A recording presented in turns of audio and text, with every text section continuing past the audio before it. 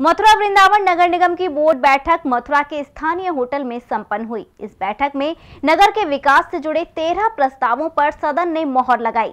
बैठक के दौरान पार्षदों ने अपने वार्डों से जुड़ी समस्याओं को भी सदन में रखा।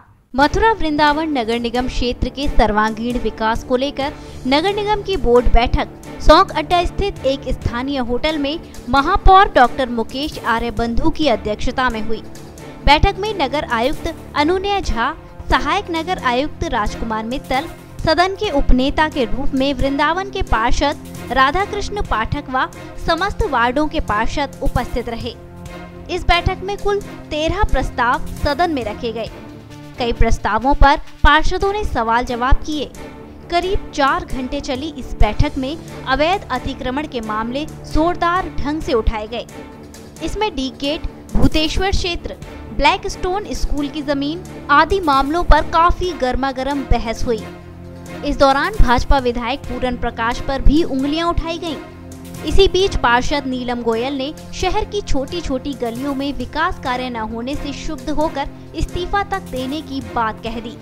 नीलम गोयल ने कहा कि मथुरा पुराना शहर है और इसमें तमाम छोटी छोटी गलियां हैं, लेकिन ठेकेदार वहां ज्यादा मुनाफा न मिलने के कारण काम करने को राजी नहीं है। इससे शहर का विकास प्रभावित हो रहा है, लेकिन किसी का इस ओर ध्यान नहीं है।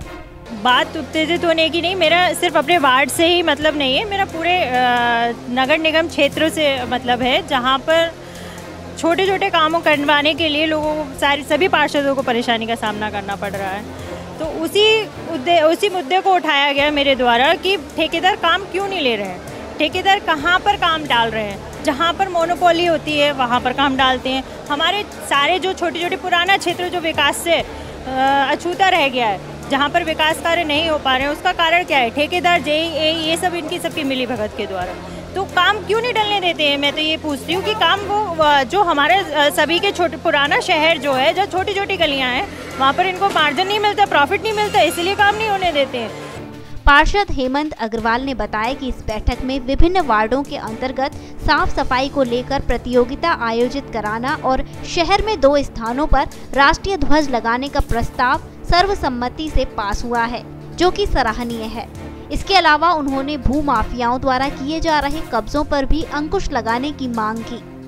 आज संपत्तियों के मुद्दे उठे, जो बीच बीच में जहां नगर निगम की संपत्तियां अवैध अतिक्रमण है, उनके संबंध में जवाब तलब हुआ और बहुत ही विषय सभी पार्षदों ने अनेक विषय पे चर्चा हुई, चाहे डी गेट का मसला हो, चाहे कृष्णापुरी चौराहे का मसला हो, और सब विषयों पे बस जाना सब लोगों ने। लेकिन जो स्थिति है इस समय वो बिगड़ी हुई है, भूमाफिया लगे हुए हैं, हर जगह पे लगे हुए हैं और उन पे पार पाना नगर निगम बहुत मुश्किल पड़ रहा है।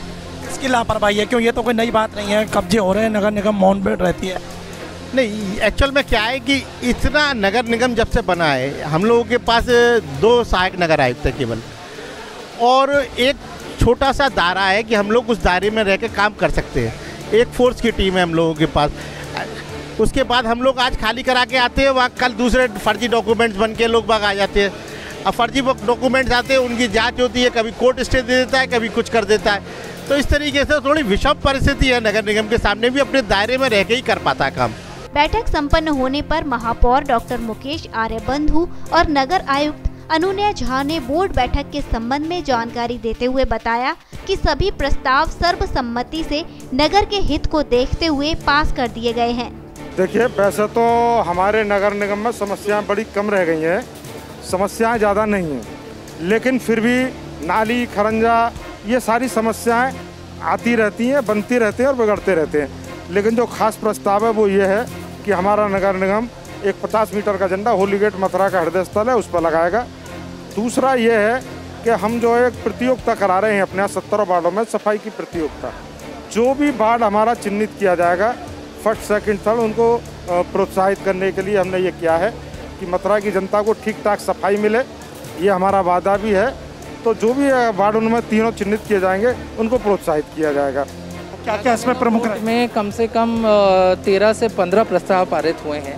कुछ प्रस्ताव ऐसे भी हैं जिनमें समिति बना के निर्णय लिया जाना होगा। सभी अच्छे कल्याणकारी प्रस्ताव हैं, जैसे कुंभ क्षेत्र का आरक्षण हो गया, ज़मीन का करना, वृक्षारोपण, ब्रज संस्कृति को बढ़ावा देने के लिए पीपीपी मॉडल में नगर निगम के साथ एक कॉम्प्लेक्स डेवलप करना और अन्य प्रस्ताव भी है। बहुत ही अच्छे से सदन का आज कार्रवाई संपादित हुआ है और आशा करता हूं कि आने वाले दिनों में इन सभी प्रस्तावों पे जो पारित हुए हैं उस पर आवश्यक कार्रवाई भी की जाएगी।